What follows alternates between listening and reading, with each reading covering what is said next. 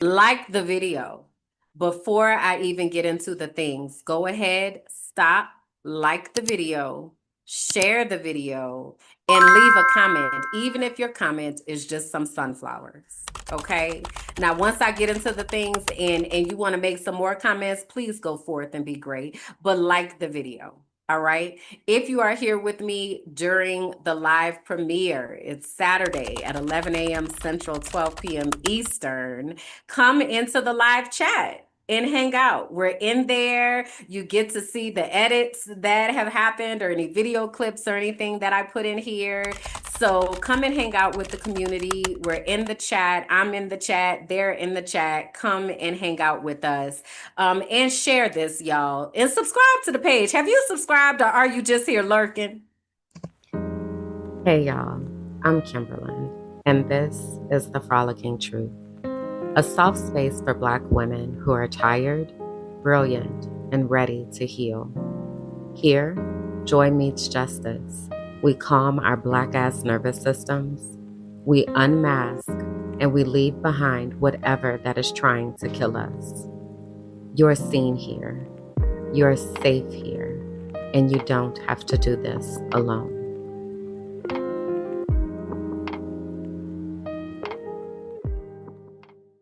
Every time I hear that intro, I get really excited because I'm really proud of myself how I did that.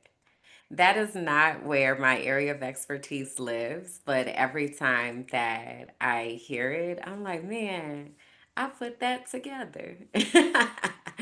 So anyway, hey y'all, welcome to episode 14 of the Frolicking Truth for Black women who are tired, brilliant, and ready to heal, where joy meets justice and nervous systems get free.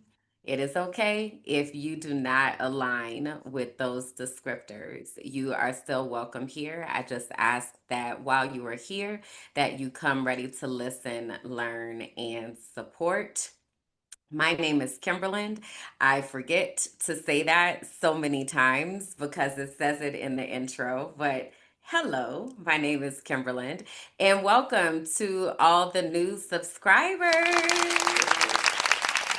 I'm so happy to have you all here with me and bring people that align with this space because we are building a community brick by brick, literally. But hey, Toolshed!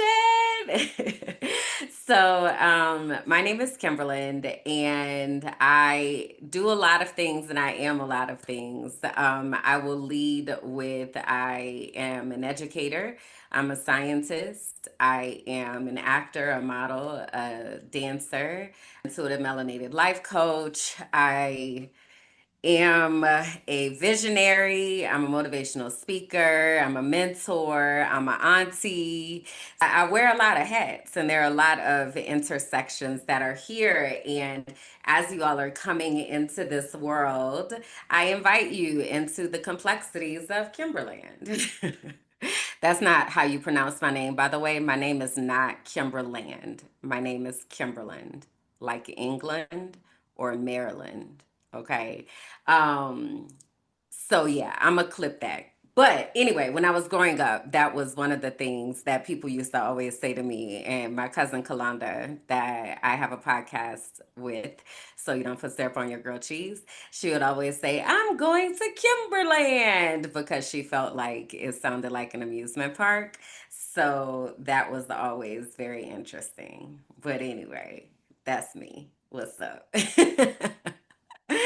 So I am the visionary behind Minding My Black Ass Business. This page, this movement was created when I left the US in October of 2021 after experiencing racialized trauma and a whole lot of craziness and scheming and money not appropriating funds appropriately in education. And It was a lot. And a lot of the things that are happening right now, I saw those things happening back then. And I said to myself, okay, we don't need to be here to see the rest of this. We can just go. So that's what I did. So I've been gone since then. And since then, I feel like I have been yelling on the internet for people to follow those footsteps or to, at the very least, divest from the craziness of the system that the United States has so many of us wrapped up into. Um, and I've helped several people leave the US and they're all over the world. So, Colombia, Peru, Croatia. Someone just messaged me the other day and said that she was going to the Philippines, Barbados, um, not Barbados, Belize, sorry. So there have been some folks that have been like, girl, let me get on that pathway of freedom, and they have taken those steps. So if you are somebody who is also seeking that type of support, please get on my calendar. If you go to findingpeaceabroad.com, you will be able to schedule some time with me for me to help you with that situation. All right. But I wanted to put all that at the front because I realized that I just started talking, and some of y'all, this is the first time that you're finding me. So you're like, who are you though, ma'am? And I appreciate you for sticking around and staying and pushing the like button and leaving comments and things. I really, really do. But I wanted to give y'all some context because I know that new people are coming every single day. So I want to give you some insight and understanding into who I am and what I do and why we are here. Okay.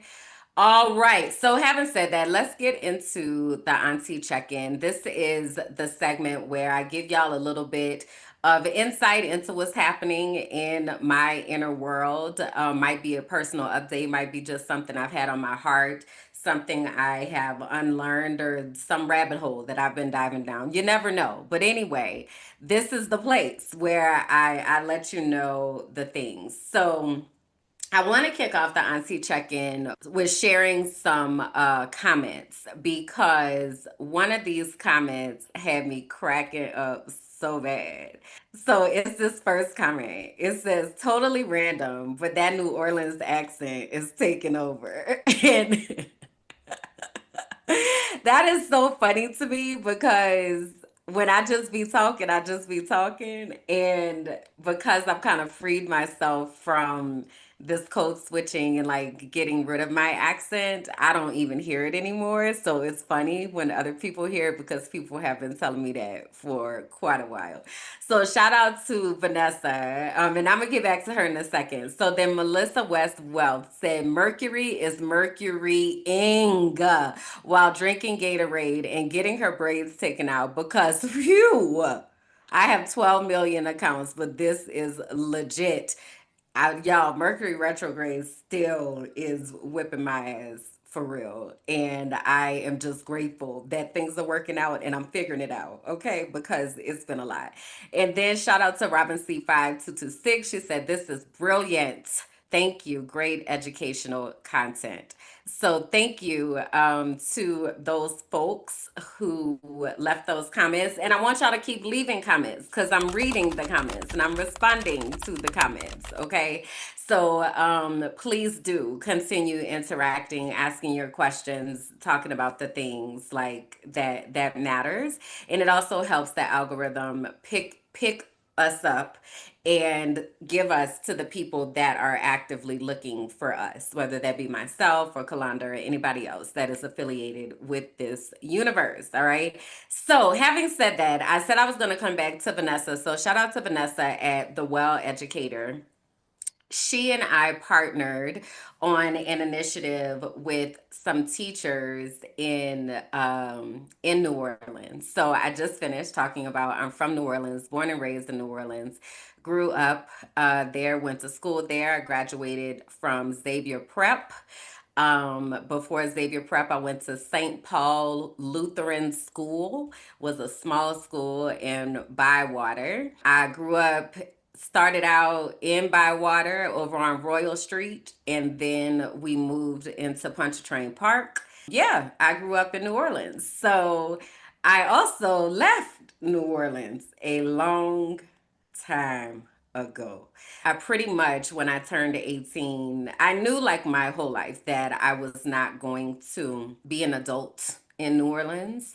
A lot happened there, and it was just not a place that I saw myself living or raising a family or any of that. This partnership has allowed me to continue to impact home, even though I'm not there. And that's something that is really important to me. So I'm going to share with you all an event. So the Well Educator did an event in New Orleans, and these are some of the pictures here. So it was a yoga event called A Seat at the Mat. And there were, I don't know, almost 20 people that were there during this event. And Vanessa facilitated a yoga experience. And then after yoga, they took some time to debrief. And this video is showing them utilizing an excerpt from Discover Your Destiny, where they were talking about their self care plans and thinking about what they wanted to do to help themselves to be grounded and practices that they could put in place, such as yoga, to be able to support themselves. So the papers that you see there on the ground, those are a piece out of my life coaching curriculum. So I was really honored to partner with Vanessa and to use my resources to be able to support these educators that are far away but near and dear to my heart, because that is where I'm from. So knowing that I get to continue to uh, give back to the New Orleans community is something that is really, really important to me. So, shout out to Vanessa, and thank you for including me in your event. It was a smash hit. I'm so, so proud of you. And I can't wait for the ones that are going to happen in the future. So, instead of last year. So that's one of the things that I have been up to. And, I've been doing a lot of stuff behind the scenes that people don't really know about. I want to do a better job at popping my shit because I am that girl. End of discussion. Period. Point blank. I Period. mean, Period. And that's on period. Period. Per. Per. I know who I am. And I don't mean that in any type of conceited manner. I am very much confident in knowing who I am by this point, and I am that girl. Okay. So I think it's time for me to, not that I like be playing small, but I just be minding my black ass business is what be happening, because what I notice is that I can be a lot for people. And when I say a lot, I mean that people being associated with me and connected to me forces them to show up in a particular way, and everybody isn't always ready for that, or willing to do that. So I also try to be very cautious about whose life that I enter, and to be very upfront about who I am when I enter people's lives, because I need them to know, just by me existing and just by you being connected to me, things are going to shift. It always happens. And a lot of times I say that to people and they do not know what I mean when I say that, which, okay, fair. But also, I find that people think that they are ready for the type of life that I live. and the type of accountability that comes with being in relationship with me, or the type of vulnerability that is necessary to be in relationship with me. People think that they are ready for that, and they often are not. So with that has come this season of reorganizing people in my life. And it's interesting because, on one hand, it is a process that's filled with a lot of grief, because I love like people. Like I don't I don't do things for my own gain when I'm dealing with people. I really do all I can to try to support people as deeply as I possibly can. And one, that is often not reciprocated. But with that, because I care so deeply, my assumption is always that people care deeply too. So it's jarring when you realize, oh, you didn't really care about me. Oh, wow. That's wild. Like, it is a very, very interesting experience to experience.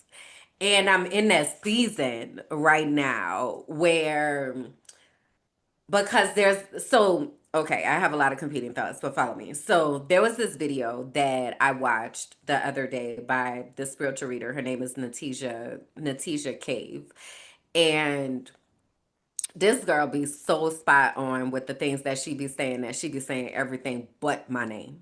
Like, this past reading, she was like, yeah, because Pennsylvania, you from the South, you an educator, you got a platform, you even a life coach, you just found a new house that brings you peace. You like, I was like, hey girl, hey, like, relax, okay? But anyway, one of the things that she's been talking about and channeling lately is that there's a shift in some alignments that are happening. And I have been feeling that, and I have been seeing that. Hello, new subscribers. Hello, increased audience, right? So I have been seeing these things aligning. There was even someone who left me a comment here on one of the videos when I said I'm looking for people that are committed to helping us in community, and they left a comment. So then I was like, oh, let me connect with you, like send me an email. And then they got on my calendar, we had a conversation. It was like, oh my god, wow, this is gonna be good. I don't know what this is finna be, but I'm so glad that you left that comment, right? So there's been this shifting that has been happening, and I recognize that, and it is very exciting, honestly. And you all get to see it happen and unfold. Like, you are not necessarily on, well, you kind of are on the ground floor, but like, this is the rebuilding. So there was something that was built, toe that down. This is the rebuilding, and you all are kind of on the, not the ground floor, maybe like the second floor of what's about to happen. And then things are about to shift, right? So that's exciting. And I'm grateful to have you all here with me in that. And one of the things that Natisha said that brought me bringing all this together, she said, there have been people in your life that have been close to you, that have actively been wanting you to fail, but God is sending complete strangers that are going to go harder for you than even people that are in your family. And that's when I sat down and the waterworks started. Okay. Because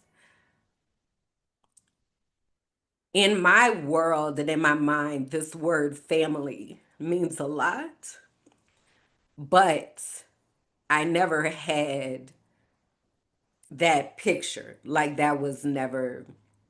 That wasn't what I inherited or what my spirit selected. Let's just say it like that. So I have always been looking for people to be my family because I literally be out here in this world by myself. So, um, the way that our family was set up, my literal family, it was very segmented, and I didn't have the opportunity to build a relationship with my father, my biological father's side of the family. My dad's side of the family was interesting, but me and my dad didn't have a relationship when I was younger. Um, and then, so my family was like my mother's side of the family. And they just don't know me. They just don't know me and never took the time to know me. And it's interesting because I've been asking myself lately, like, I said earlier when I was talking about who I am and I said I'm an auntie. I've been asking myself lately, like, what's the role of an aunt or an uncle? Because on TV, aunts and uncles like show up for their nieces and nephews. Like they show up and they celebrate them and they build relationship with them and they look out for them and they take the time to get to know their niece or nephew. And like so many aunties are like, give me auntie's baby, and I see that, and like I never had that. And our family was designed in a way where we as children were expected to build the relationship upwards as opposed to the relationship flowing downwards, as opposed to the adults being the ones who are responsible for caring for and building relationships with the children. But that's not how it worked in our family.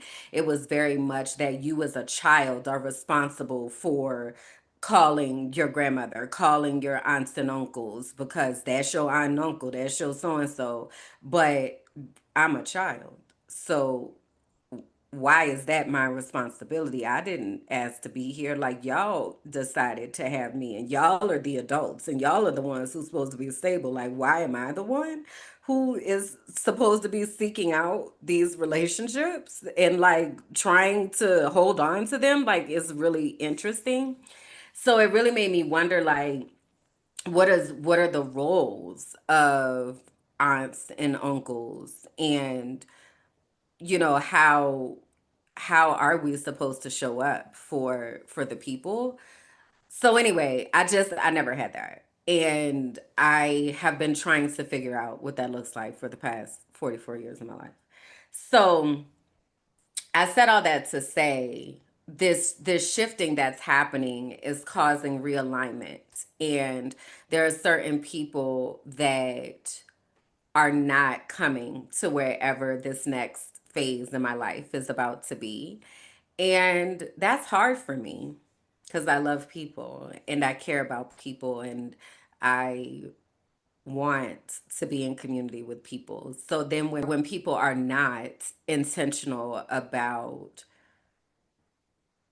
holding on to our relationship, I'm learning how to let that go.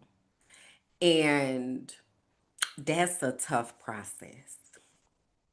But I've been doing it because I also know that it makes space for whoever the people are that are coming, that are invested in me as a person, and people that I can also be invested in. And that is the work when people talk about relationships, take work, like that is the work of the relationship is to invest your time and energy into someone.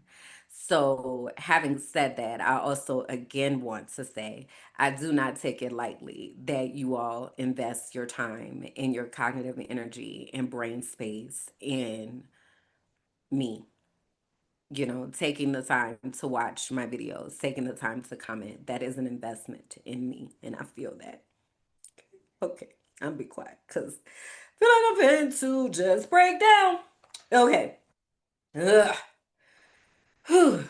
So anyway, um, one of the things that I wrote down that kind of goes to all of that I was talking about as well is that words mean things.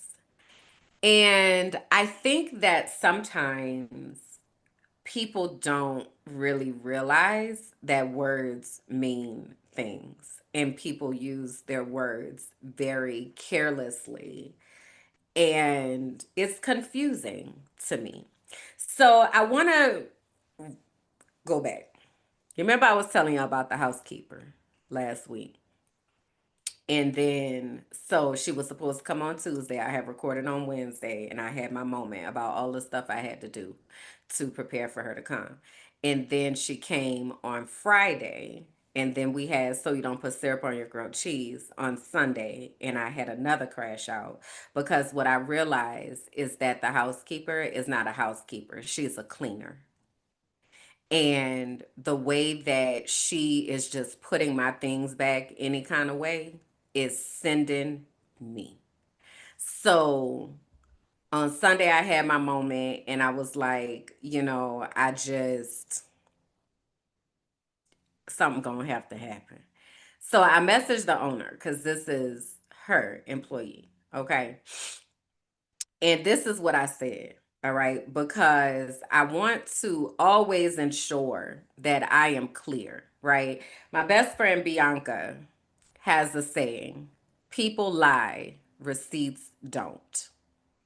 So at this point in life, I am very cautious with having conversations that are not documented or recorded in some way, shape, or form.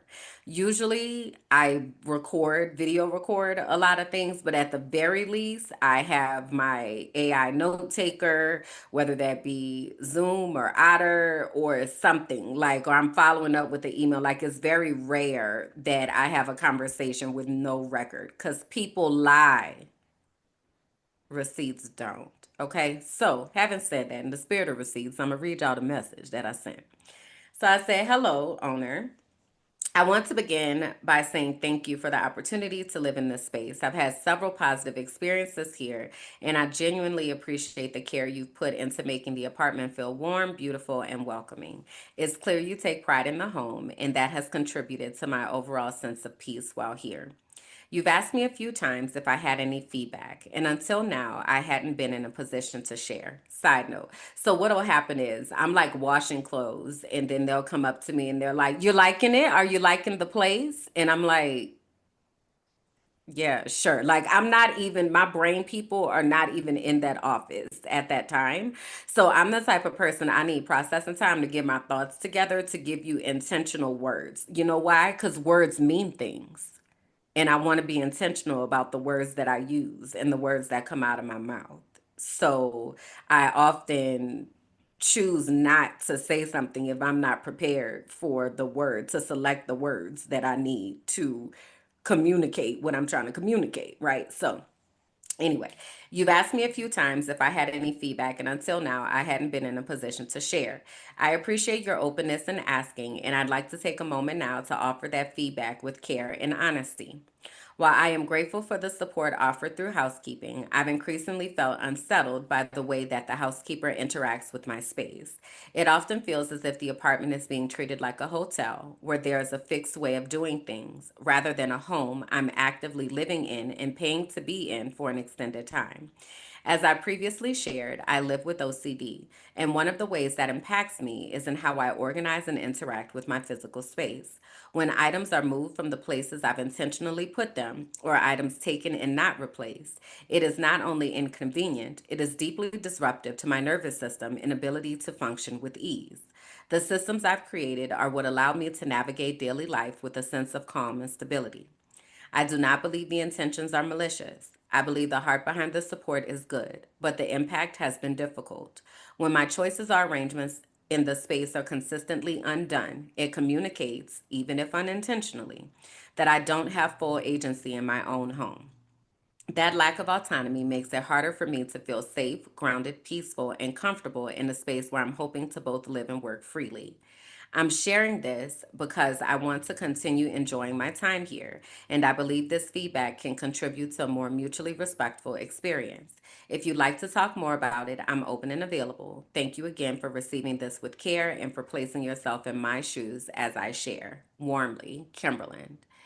LOL, like a waiter asking if you like the meal while you have a mouthful of food. Yes, exactly like that. Exactly. Like I just or they just put the plate down and you haven't even put the first spoonful, forkful in your mouth, and they're like, "How is everything?" I don't know. It just got here. It's exactly like that. Yes. So I read y'all what I said. Okay. So she says, know that I have read your message. I understand completely. No worries. The housekeeper does not need to clean if you don't want her to clean. Or if you still want the space to be cleaned and want me to tell her how you would like it cleaned, it's fine as well. Believe me, I understand how you feel as my mother had OCD and growing up for me allowed me to know what that is. I feel like I have the same feelings, but the housekeeper cleans my home very differently. So I can either tell her you can explain how you would like her to clean, or you can just continue to clean your home. All I ask is that you maintain it. And then she told me she was out of town. So we'll talk about it when we get back. So this was the place where I got confused because at no time did I say I didn't want her to clean. And the first thing that she said was she doesn't need to clean if you don't want her to clean. And this is the thing. So this is an amenity, if you will, a service that is provided that is included in the rent that I am paying. So if I am saying to you the way that this is coming across is not conducive to what I need to have happen, why is your first suggestion that she don't have to do it? Why is your suggestion not, let's, thank you, this is not how she operates in my home, let's figure out how to honor your home because I understand what you're saying. Like it's just, and so one of the reasons that I had sent it written is because I did not say that. So then I responded and I said, I hope I did not imply that I don't want her to clean, as that was not my intention. As I stated, I'm very grateful for the service. I also want to ensure that my living space is being treated with care, as I want to be at peace here. So then her response was, no, you didn't imply it. It was an option for you. No worries. We can talk about it when we get back.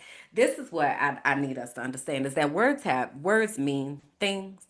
And if y'all don't learn nothing else about me, I am the most literal person unless I'm intentionally using some type of simile, metaphor, analogy type of situation.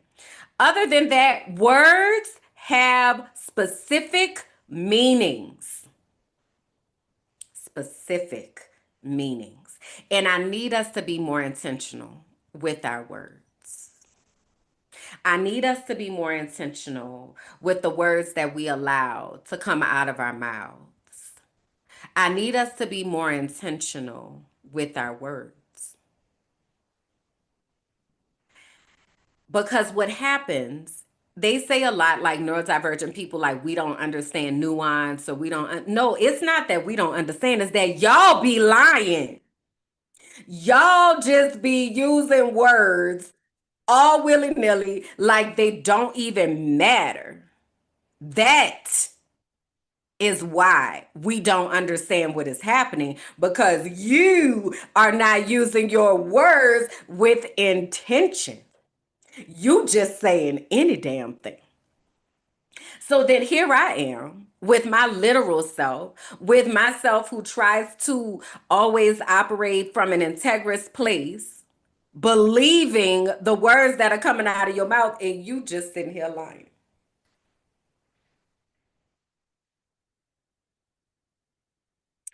I don't I don't understand.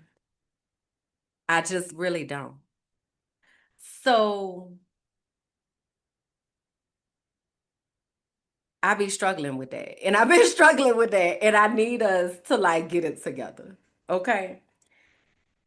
Every morning, I have this morning playlist that I listen to. And it's a part of my morning routine, and it really helps me to get my day started and ground my day and all of that.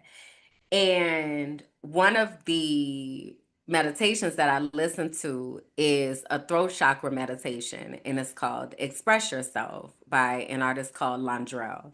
Landrell is one of my favorite artists because he does like affirmation type music. I don't know what you call it. I don't know what this genre is, but I be here for it.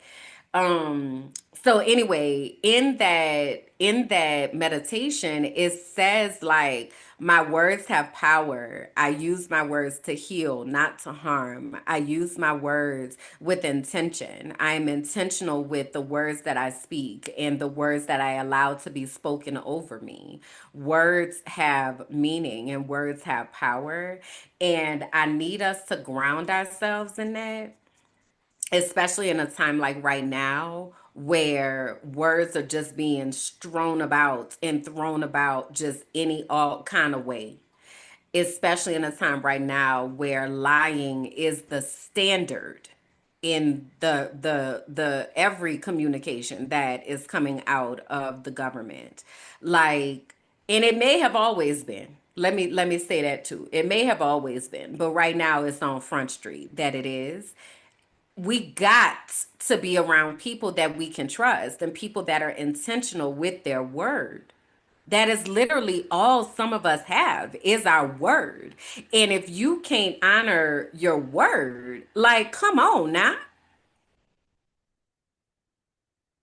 Also, it sounds like the gardener is here. Now, I done asked these people. I don't want it to come off as ungrateful because I very much appreciate this space, and I very much am usually at peace here, but there are certain things that are disruptive for no reason.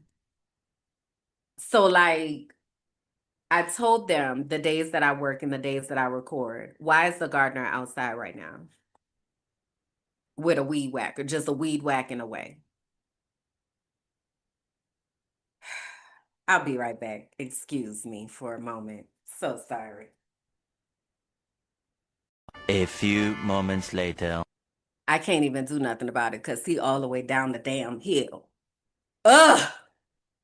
Anyway, this is an example of we've already had this conversation about I work from home and I am recording or I'm in a meeting. So if you want them to come, sure, just let me know so I can make adjustments. So anyway, words. So I have started like asking people questions so that I can understand how they deal with words because I feel like that is something that is so deeply important to me. So one of the questions I've started asking people is what is your relationship with words?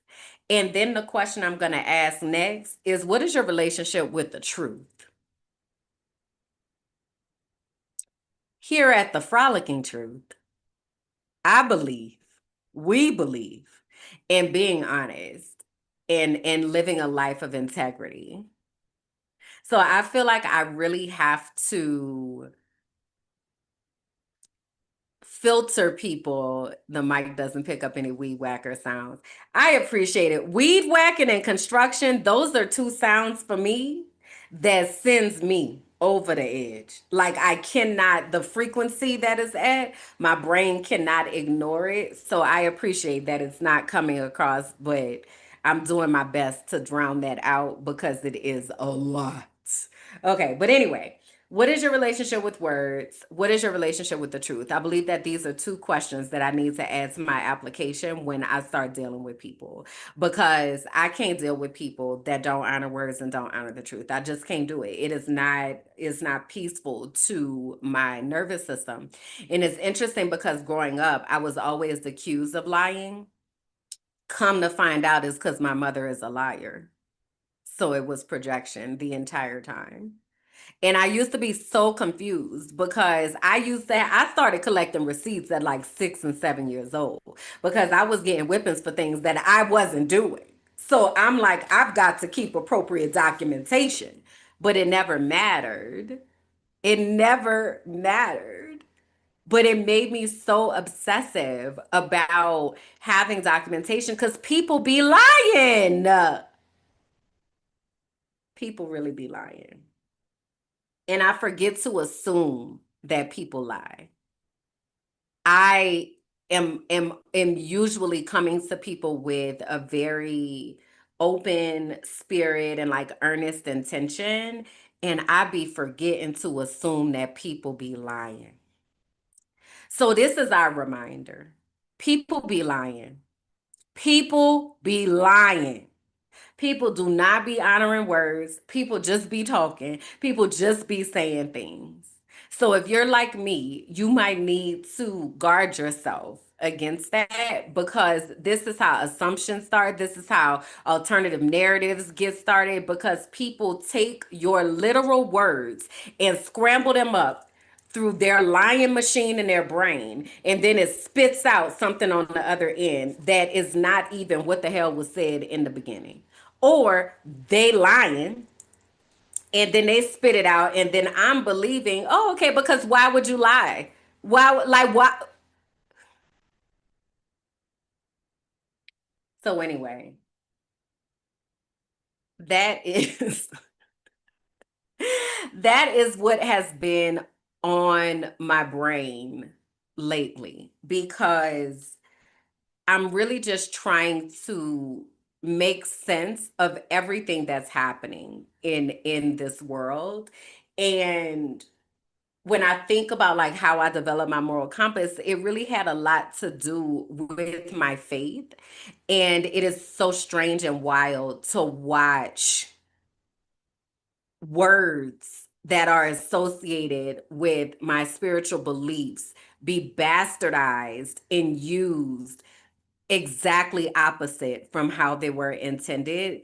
And I know that this has always happened. The way that I am receiving it anew is really, really jarring. It's really, really jarring. What if the thing you've always called too much was the exact thing God designed on purpose? This is for the ones who've always known they were different. Too sensitive, too loud, too knowing, too intuitive, too woo woo. But what if your sensitivity is actually your superpower? What if your intuition was your inheritance? Discover Your Destiny is a 10-week sacred journey back to yourself. We explore the design of your soul, your spiritual gifts, and the unique way that God speaks to you. This isn't church. It's not a rule book. It's not a performance. It's the moment you stop chasing approval and start walking in divine alignment. You'll gain clarity, language, and confidence around who you are and what you are here on the earth to do. You'll learn the real voice of God. And if you feel called to go on to become a certified intuitive melanated life coach, this is where that path begins. There are two ways to enter this sacred container: the Destiny track, full investments and coaching experience, or the Divine Exchange track, where internship meets soul work. You'll support podcasting, content creation, or brand development behind the scenes while learning how your unique gifts benefit the collective. Your knowing isn't a flaw, it's the fingerprint of God. This is your invitation, and I hope that you'll answer.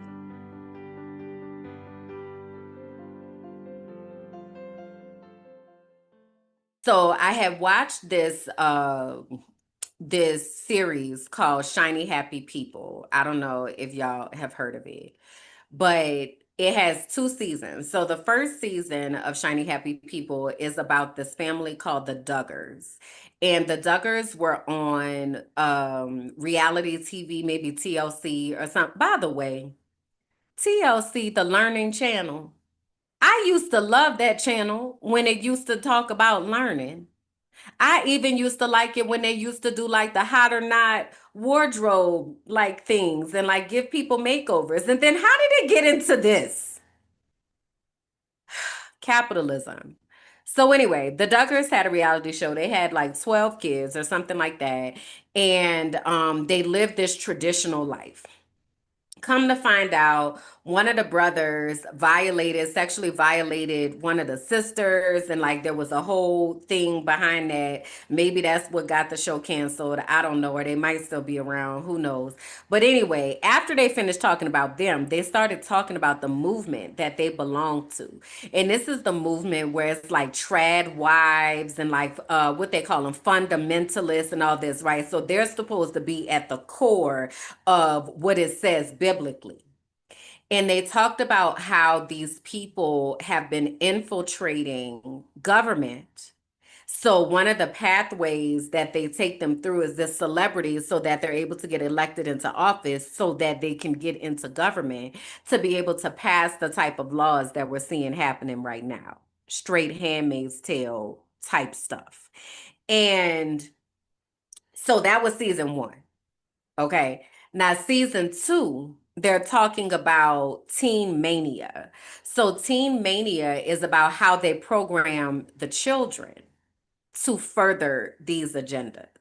So how the children will go to these youth groups and the conference or whatever was called Teen Mania, and they would train them to be soldiers in the army of the Lord. I read something somewhere the other day, and it was talking about how like the imagery that comes with Christianity so often, especially evangelical Christianity, is that I don't even know what to call it because it's not Christianity. It is not following the teachings of Christ. I don't know what to call it. Evangelical doctrine. Um a lot of time the imagery is about soldier fighting, being in the army. And when I go back and I think about the songs I used to learn in vacation Bible school, and it was always like I'm a soldier in the army of the Lord, I'm a soldier on the battlefield. Like it was always like about fighting. And looking in hindsight now, it's like, wait a minute, what why is that the imagery that was given? Because that's not, Jesus wasn't walking around fighting.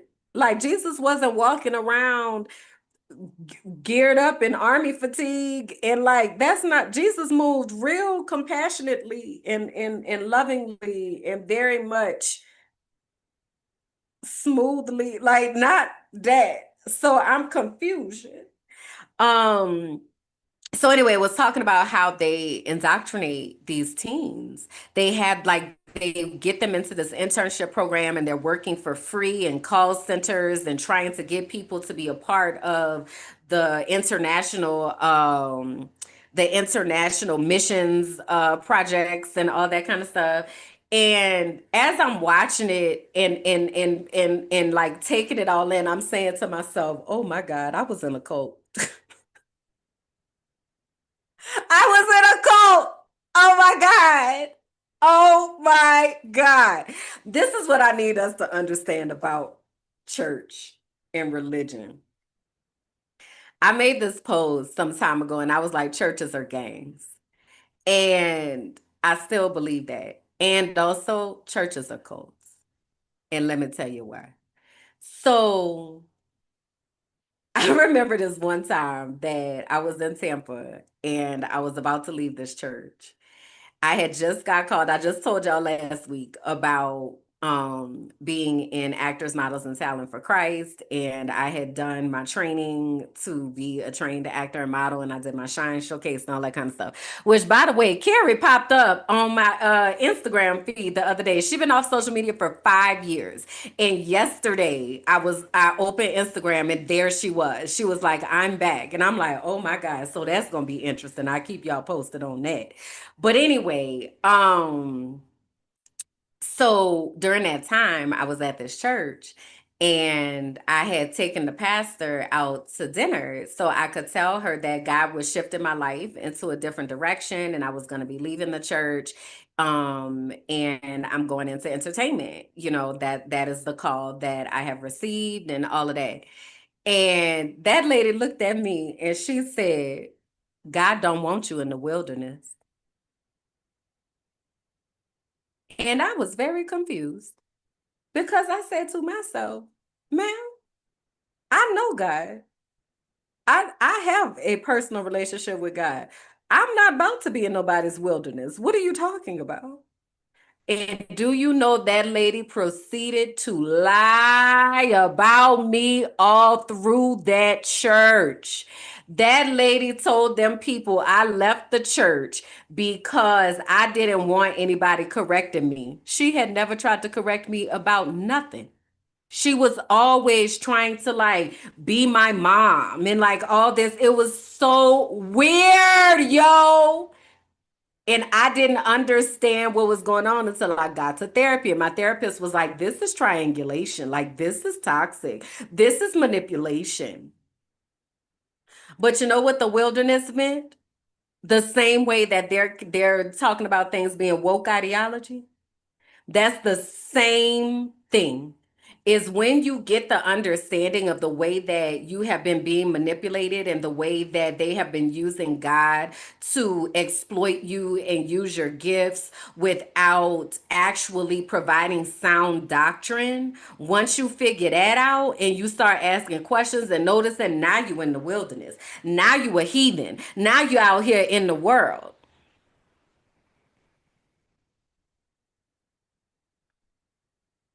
I am so glad I got out of church life.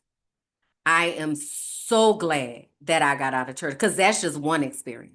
That's just one experience. Before her, we were driving from Tampa to Orlando every week to open this new church because my ex was a minister. And so we were honored to go and open this new church. Them people never paid us, they never gave us gas money. We would get there, they wouldn't even be there. From Tampa to Orlando is an hour and a half. Then come to find out the pastor had a low down relationship with somebody in Atlanta when he had a whole wife and kids in Chattanooga. Before that, I was at the church with my ex's parents where they sitting up here telling me you ain't never gonna be first lady material. And you know what? They was right. They was right.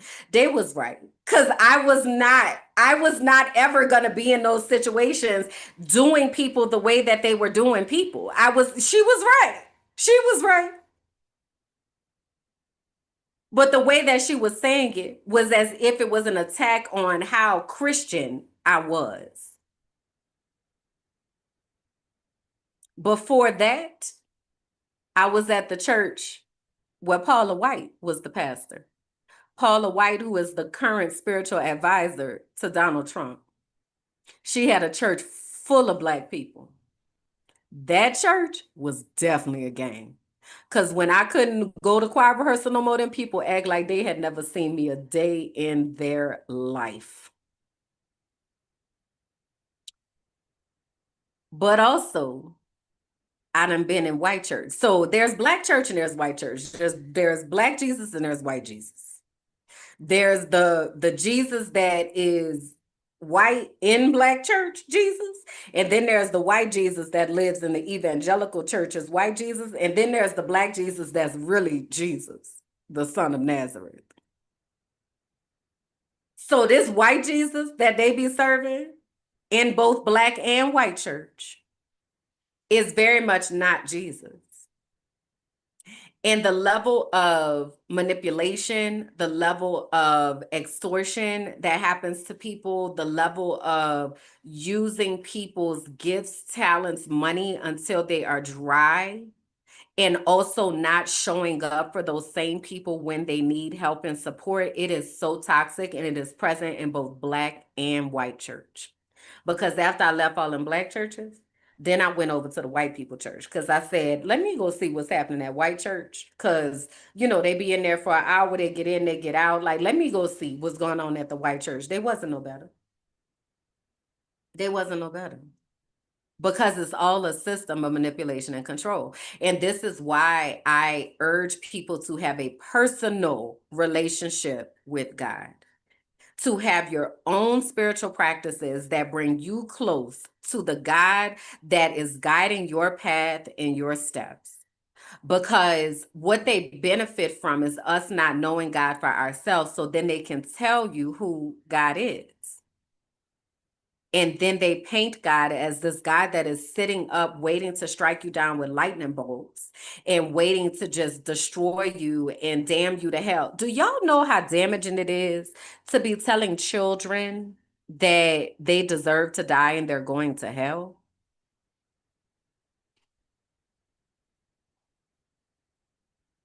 Do we do we think that that is healthy? Cuz it's not.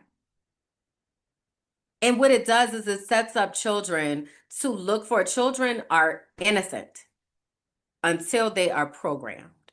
So it sets up innocent spirits to try to do what is right. I want to do what's right. You're telling me to do what's right. And then we train them to be hate machines. We train them to judge people. We train them to treat people, dehumanize people. That comes through church. That is not who God is. And we're in a time where they're forcing the Ten Commandments into schools in the US. They are claiming to be operating from Christian principles. That is not God in any way, shape, or form. And so, talking about the word and that words mean things, the Bible said, in the beginning was the word, and the word is God, and the word was God, and the word is in God, and the word is of God, and God is the word. Go to the word and see what the word's saying. It's not saying the things that are happening now.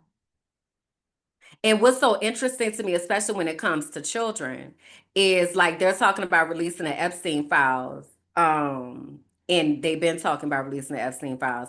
Trump is in the Epstein files. We already know this. I don't know why people acting like they need to see it in writing to treat it as if it's real. We know he's in there. They were best friends. Like we know that Trump is a sex offender, that he is a pedophile, that he is a despicable and deplorable person who lies and just is evil. We know that already. So I don't know why we need to see the Epstein files to validate that, because what's going to happen? All that's going to happen, they're going to release it, and guess what's going to happen? Nothing. Nothing. You know why? Because they have twisted words so deeply to where people continue to excuse it. I asked us a few episodes ago, what is the line? Where is the line for where we say, okay, that's enough? Hey, now. And usually the line is at children on paper. But what we need to understand is that the United States has always treated children as disposable, have treated children as experiments, have treated children as a labor force. Y'all know they lowered the age where for child labor and have been messing with the child labor laws. So that usually it's like kids can only work so many hours in a week. They can only work particular hours in a week. They can't work like full time. They have changed those laws, they said, to be able to help the farmers and stuff like that. But that is they moving the goalposts. And then they just tell you something else. So depending on where you get your news, depending on how words are being used to paint the picture, that determines how you're receiving these incredibly evil acts that are being exposed every single day. And for someone who is now realizing how much the church was manipulating me, and also realizing, because I mentioned, I said I was in a cult, there were like actual culty cults, like super duper culty cults that were like bringing people in on my college campus. Like, this is a dangerous, dangerous time. It's really dangerous. Why don't they just listen to the victims? A list isn't going to change anything when they don't listen to real life victims. Cause that's too much like doing what makes sense. There's already copious amounts of evidence. And then they about to give Jelaine Maxwell, she finna get pardoned. Like this is, but we care about children though, because the victims were children. Kids are supposed to be in school, not working in the field. Yes, and also kids are supposed to be in safe schools. But what I need us to understand is that the schools are not safe. They have never been. But moving forward, I mentioned the Ten Commandments, like bringing that type of evangelical indoctrination into the schools outright, under no cover. This is not good. This is not good. It's really not. And I don't have a way to dress it up to make it pretty. And I don't have a way to soften my words. And please know I'm being very intentional. This is not good, and it's not going to get any better. So I keep getting questions like, okay, so what do we do? What do we do? We have to protect ourselves and our children. So I have a few people that I'm gonna be reaching out to this week who write curriculums. One of them is one of my certified intuitive melanated life coaches, and she works in early childhood education. So we have to be responsible for educating our children. Y'all really have to talk to your kids about what they're learning in school as well, especially in their social studies classes. Especially in their social studies classes. You want to be understanding how they are framing different events. I told y'all I've been watching crash courses, and the current crash course that I'm in is about Native American history. And the level of myths that they are busting for me is just so wild because it makes us understand. Like, I grew up believing that if something was in a book, that it was true. That's what was told to me. You know how people be like, you need to go read a book. Not just any book.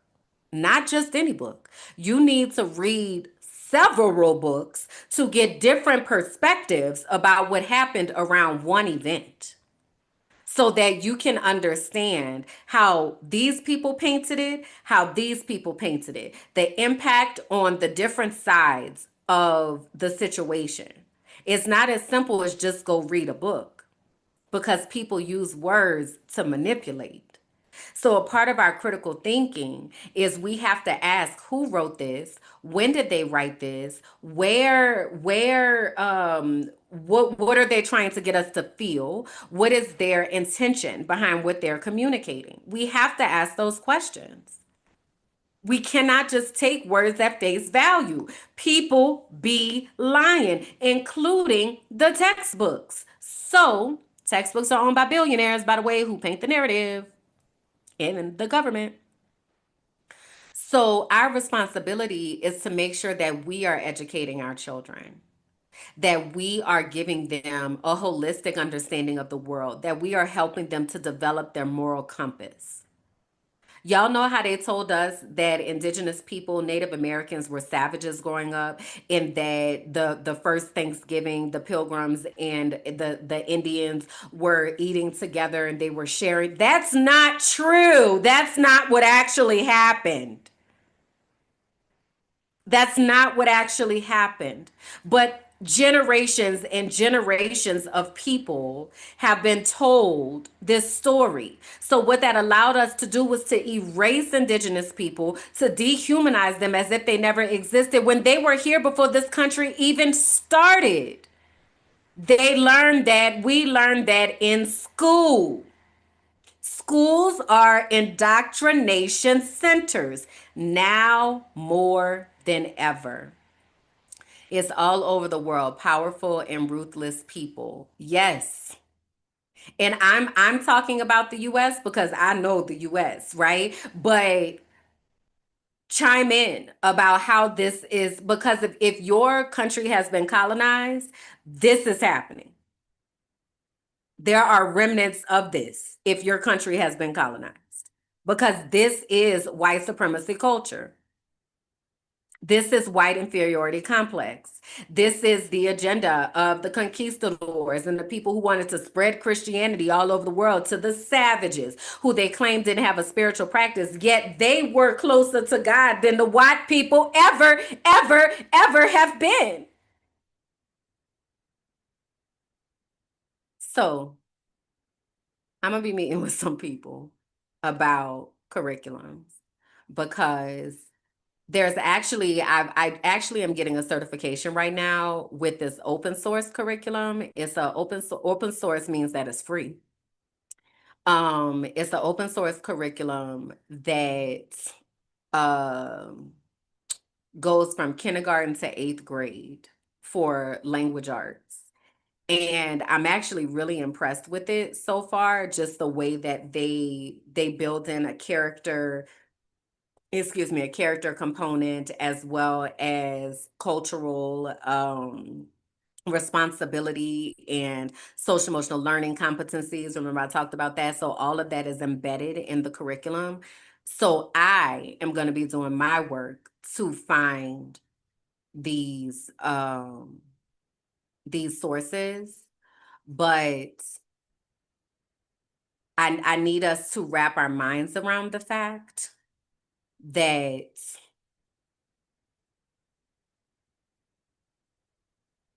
we have to be responsible for educating our kids.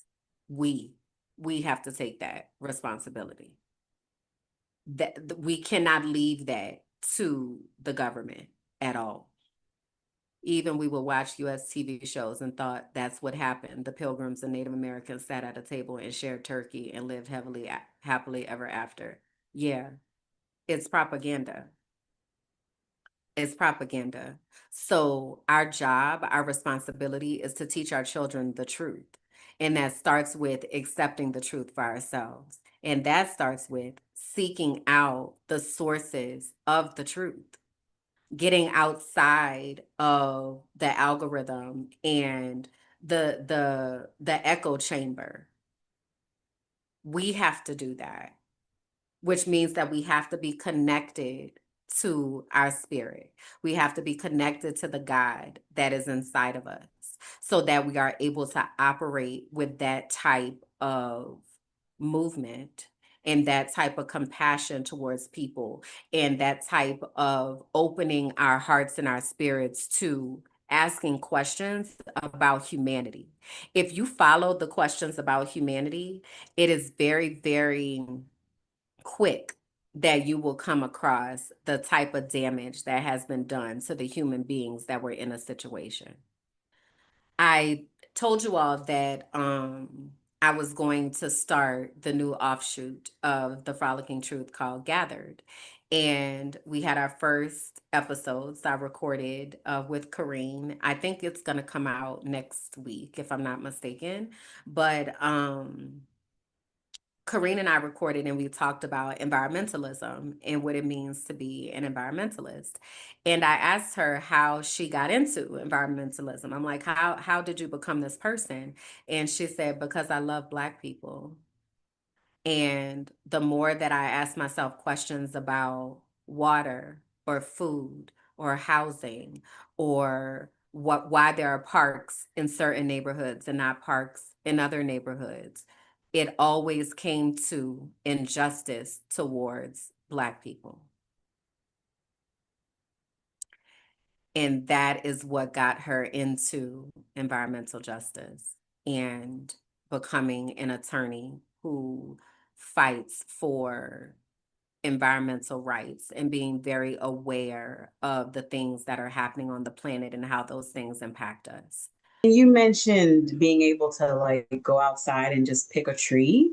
We can't Mm-hmm. do that in the United States. And I don't know if you come back when you've been here, like always like having allergies, and people complaining about pollen and oh, it's that time of the year.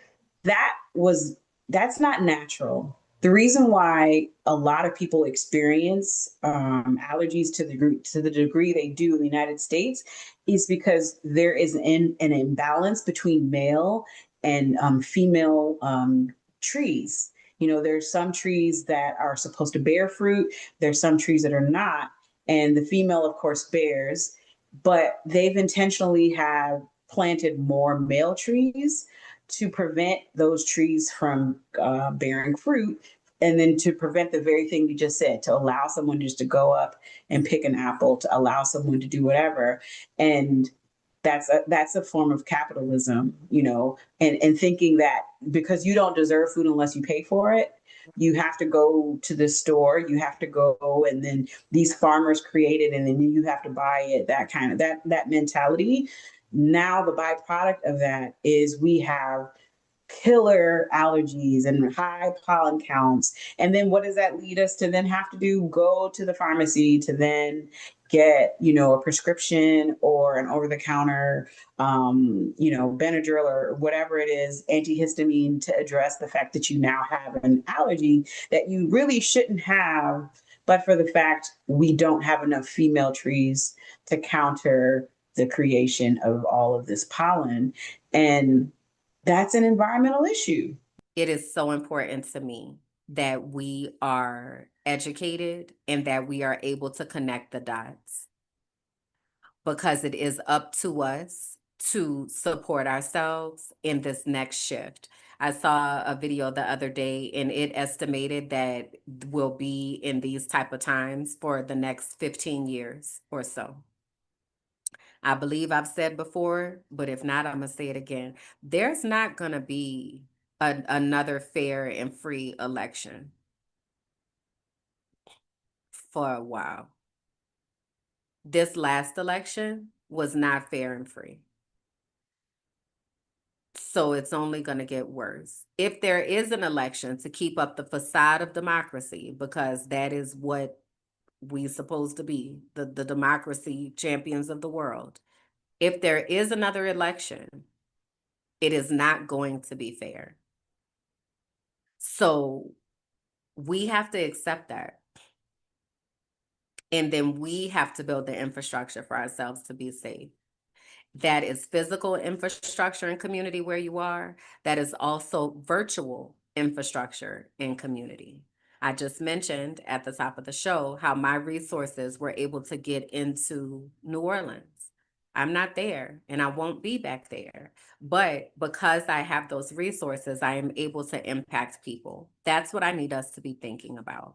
How are we using our gifts to reach to the people that need us? And the people that are wanting to be in community and are ready to honor what is actually happening in the world. And I know that there's a grief that's associated with it. I know it. The same way that I talked about having to leave certain people behind. And that's hard. It's really hard. But we cannot drag people if they are not ready. Harriet Tubman said, I would have freed more people had they known that they were slaves. So we have to go with the coalition of the willing, whether that be outside of the country or whether that be us insulating ourselves. We have to do that. So this quote is by Desmond Tutu. It says, my humanity is bound up in yours, for we can only be human together. I want to call us back to that humanity and call us back to humanizing ourselves and humanizing the people that we're in community with.